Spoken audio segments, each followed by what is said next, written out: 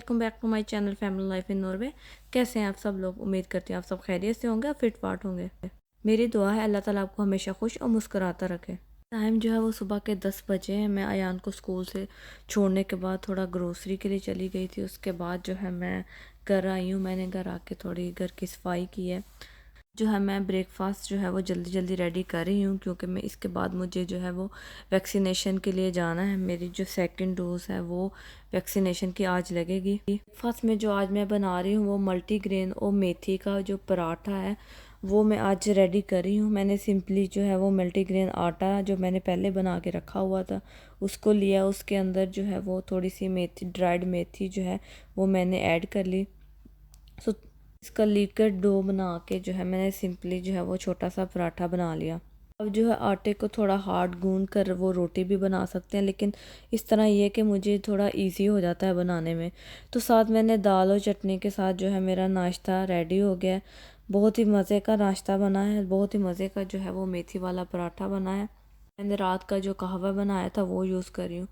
तो इसके बाद जो है मैं जल्दी से जो अपनी टैबलेट्स हैं, जो विटामिन्स हैं, वो मैं मॉर्निंग के टाइम ही लेती हूँ, तो वो मैं जल्दी जल्दी आज वो भी ले लूँगी।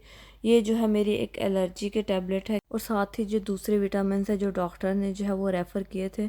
या नॉर्वे में जो है वो विंटर काफ़ी जो है वो लॉन्ग पीरियड का होता है, तो यहाँ पे जो विटामिन डी की है वो काफ़ी कमी हो जाती है। और दूसरा जो आयरन की कमी यहाँ पे जो हम पाकिस्तानियों या इंडियंस वालों को जो है वो काफ़ी रहती है। इसलिए हमें ये जो स्पेसिफिक टैबलेट्स हैं ये हमें लेनी पड़ती हैं। है कि हमें मंथली बेस पे जो है वो डॉक्टर के पास जाना चाहिए, अपने चेकअप करवाने चाहिए। स्पेशली जो है अपना ब्लड टेस्ट तो ज़रूर करवाना चाहिए। जो अपने विटामिन्स हैं वो हमें कंप्लीट होने चाहिए, क्योंकि इससे जो है हमें इस एज में नहीं ना सही, लेकिन जो है नेक्स्ट स्टेज पे जो है वो काफ़ी प्रॉब्लम्स हो सकती हैं। इसके इशू हो सकते हैं, मसल्स के इशू हो सकते हैं। तो बहुत ज़रूरी है कि हम लोग अपनी जो है वो हेल्थ का वो ख्याल रखें। हमें अपने बच्चों के भी जो है वो ब्लड टेस्ट जो है वो लाजमी करवाने चाहिए, क्योंकि छोटे जो हमें इश्यूज होते हैं, जो जैसे कि बेबीज़ के बाद जो हेयर फॉल का इशू हो जाता है तो हम इसको इग्नोर कर देते हैं। वो होता होता छोटे से जो इश्यूज हैं वो बढ़ जाते हैं। स्टेज ऐसी आती है कि इश्यूज बहुत ज़्यादा बढ़ जाते हैं। तब हमारे पास कोई हल नहीं होता कि हम इसका कोई सोल्यूशन निकाल लें। इसलिए क्योंकि एहतियात जो है वो हमें टाइम पे ही करनी चाहिए। एक दूसरे को जो है वो कहते रहना चाहिए, अवेयरनेस देते रहना चाहिए। इससे बढ़कर तो कुछ भी नहीं है।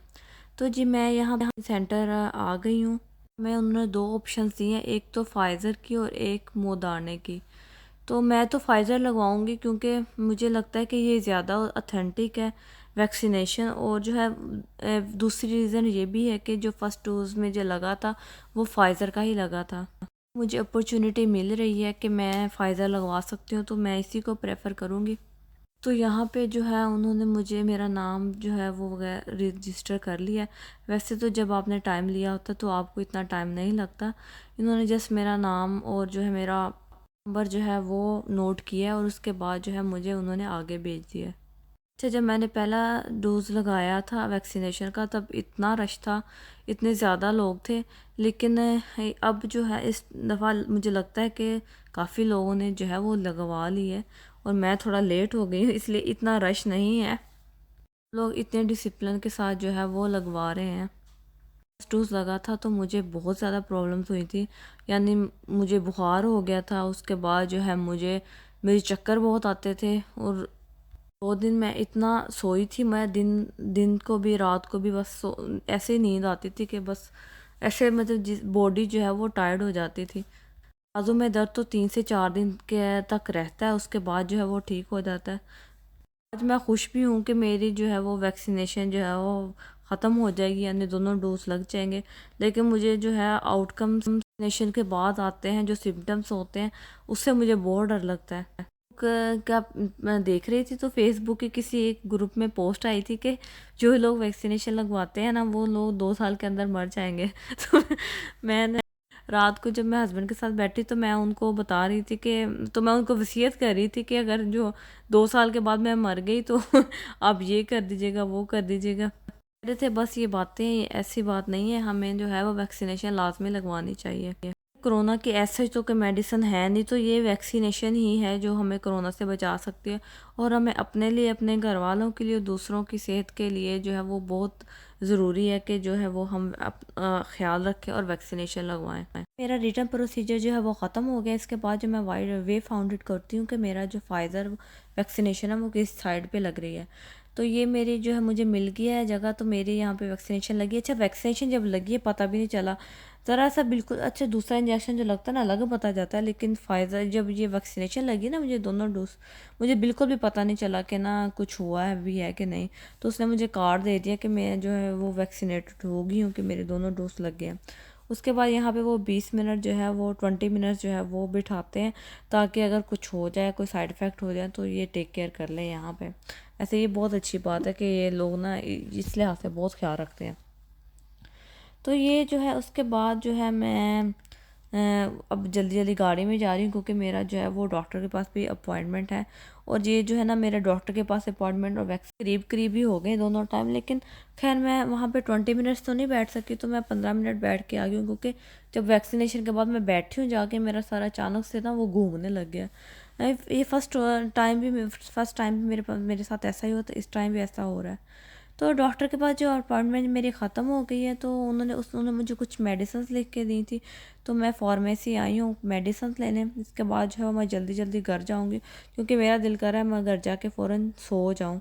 तो मैं आके जो है वो 2 घंटे वो सो गई थी। उसके बाद जो है मैं उठी हूँ, मैंने कहा शाम को कुछ स्नैक्स रेडी कर लूँ, क्योंकि आयान जो है वो कह रहा था मैंने पिज़्ज़ा नहीं खाना। एक ऑप्शन हमारे पास था कि हम पिज़्ज़ा जो है वो ऑर्डर करवा लेते, लेकिन अयान नहीं माना, मेरा भी दिल नहीं कर रहा था पिज़्ज़ा खाने को। तो मेरे जो है वो गोलगप्पे पड़े थे, इनको इसको जो है मैंने फ्राई कर लिया जस्ट सिंपली। से किस किस को गोलगप्पे पसंद है ज़रा कमेंट बॉक्स में बताना। मुझे तो बहुत बहुत ज़्यादा पसंद है। पाकिस्तान और इंडिया की चीज़ यही तो फेमस चीज़ है। अच्छा, वहाँ पे जो है वो गोलगप्पे ऐसे बने बनाए मिल जाते हैं आपको। यहाँ पे ये है कि आपको डब्बे लाओ या ऐसे फ्राई करने वाले लेके आओ, तो ख़ुद ही बनाने पड़ते हैं। लेकिन ये है कि साथ उन्होंने सब कुछ अवेलेबल होता है, यानी चटनी वगैरह आपको ग्रीन चटनी भी मिल जाती है, या आप ग्रीन चटनी घर भी बना सकते हो। उसके साथ वो जो आमचूर की चटनी होती है, इमली की जो मीठी चटनी होती है, वो भी आपको सोचा वो डब्बे के अंदर पैक मिल जाती है। तो मैंने जो है सिंपली जो है वो गोलगप्पे फ्राई कर लिए, थोड़े से फ्राइज़ बना लिए हैं। उसके बाद शामियाँ मैंने बना के फ्रीज़ की हुई थी, तो मैंने सोचा कि अंडा शामी वाला जो है वो बर्गर बना लेती हूँ। ये डिनर भी हो जाएगा, क्योंकि इतनी मेरे में हिम्मत भी नहीं है आज के मैं जो है वो प्रॉपर खाना जो है, प्रॉपर मील, प्रॉपर डिनर जो है वो रेडी करूँ। तो ये इजीली था मेरे लिए, तो मैं जो है ये बना लेती हूँ। तो मैं जो एक बात सीक्रेट बताऊँ कि मेरे हस्बैंड को खाना बिल्कुल नहीं बनाना आता। उनको मेरे हाल में अंडा भी नहीं बनाना आता, उन्होंने कभी बनाया भी नहीं है। उनको ये है कि सब कुछ कर लेंगे, घर की सफाई कर लेंगे, सामान वगैरह ला देंगे, लेकिन खाने के बनाने के मामले में वो कह देते मुझसे नहीं बनता। तो चले पता है कि परफेक्ट नहीं होता, कोई ना कोई चीज़ ऐसी होती है जो इंसान जो है वो नहीं कर पाते या उनको नहीं होता। ऐसे बहुत सी चीज़ें मेरे साथ भी ऐसी हैं, जैसे मैं पंक्चुअल नहीं हूँ। मैं किसी जगह पे अगर मेरा कोई टाइम है, किसी डॉक्टर के पास कोई अपॉइंटमेंट है, मैं टाइम पे नहीं जा सकती।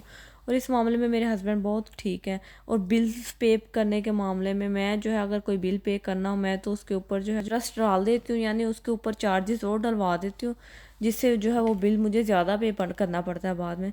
इस मामले में मेरे हस्बैंड बहुत ठीक है कि वो ना जब उनको पेमेंट आती है तो वो फ़ौरन जो है वो बिल पे करते हैं। तो इसी तरह होता है घर में कि अगर एक इंसान एक चीज़ में अच्छा है तो दूसरा इंसान दूसरी चीज़ में अच्छा होता है। तो बस एक दूसरे के साथ मिलजुल कर ही जो है वो काम चल जाता है। तो मैं सिंपली जो है वो बना रही हूँ अंडा शामी बर्गर, जो पाकिस्तान में भी मिलते हैं मज़े मज़े के। तो मैंने बर्गर लिए हैं, उसके अंदर शामी जो है वो फ्राई किए हैं, और ऑमलेट जो है वो छोटे छोटे बना लिए, यानी एक जो है बुन साइज़ का ऑमलेट बना लिया है। तो साथ मैंने ग्रीन चटनी बना ली थी, आपने देखा होगा, मैंने पुदीने और जो है वो कोरिएंडर जो है वो इकट्ठा मिक्स करके थोड़ी सी जो है वो ग्रीन चिली डाल ली है, उसके अंदर सिंपल सी वो चटनी बना ली है। तो इस तरह सिंपल सा जो है मैं केचप लगा के जो है वो सिंपल सा अंडा शामी बर्गर जो है वो रेडी हो जाता है। इस तरह की छोटी छोटी चीज़ें मज़े की भी लगती हैं, और जो है पाकिस्तान की याद भी ताज़ा हो जाती है, क्योंकि मैं ये इस तरह की चीज़ें पाकिस्तान में ही मिलती हैं। एक टिपिकल जो है पाकिस्तानी फूड है। अच्छा तो अब आज के व्लॉग का अख्ताम करते हैं। अपना बहुत सारा ख्याल रखिएगा। मिलते हैं नेक्स्ट व्लॉग में किसी और वीडियो में किसी और टॉपिक पे। अगर आप मेरे चैनल पे नहीं तो मेरे चैनल को प्लीज़ सब्सक्राइब ज़रूर कर दीजिएगा। मेरी वीडियो को लाइक करिएगा। अपना बहुत सारा ख्याल रखिएगा, दुआओं में याद रखिएगा। अल्लाह हाफिज़।